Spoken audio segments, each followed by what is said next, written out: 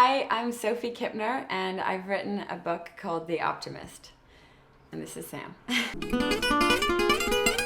It's structured as a novel in stories, chronicling the adventures of this protagonist named Tabitha Gray. And she lives by no rules, and she behaves in ways that are completely unacceptable. In her sort of misguided adventures, we can see the same truth that we all share in wanting to find the kind of love that we know is out there. This book plays with that very fine line between being an idealist and an optimist and being delusional. Am I having unrealistic expectations of what love should look like, or am I just not settling? And I think that's what the protagonist, Tabitha Gray, is trying to figure out. And she just doesn't know what she's doing wrong. Like with most situations, you keep messing up and you have no idea why. And I think that's very relatable because I often don't know what I'm doing wrong, and a lot of people don't know, but we just keep trying, and so she just keeps getting back up and trying and trying and trying again. Okay, Sam, you ready for me to read the book? All right, I guess I'm gonna read a little bit of the prologue.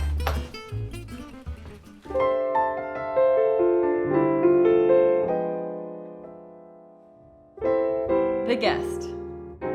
Harrison Ford called me once and said, "Make a reservation for 2 and put it under the name Jonesy." I didn't understand the occasion, but when Harry wanted to do something, I'd learned not to ask questions. I said, "No problem, see you soon." In room 24, I sat for an hour in a dark suite directly in the path of one strong beam of sunlight that forced its way through a hole in the curtains.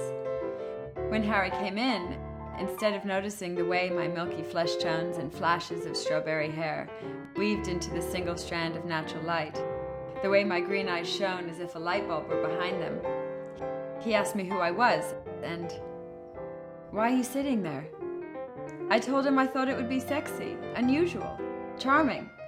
He told me to put my clothes back on. "Where do you think this is?" he said. "A farm?" Flushed and confused, I hastily threw my blouse over my corset and returned to the front desk from where I left. The phone rang again. "Good afternoon," I said. "Hotel Bel Air, how may I help you?" I lost that job shortly after I got it. I could spend my entire life thinking that if I had only just shaved my legs or worn a kimono instead of that crazy expensive lingerie, then maybe things would have worked out differently. But Harry and I just weren't meant to be in love. And that's okay because I have faith in my ability to bounce back. I was in my early 20s anyway. I mean, we all make mistakes when we're young. Besides, that was just one story. There have been many.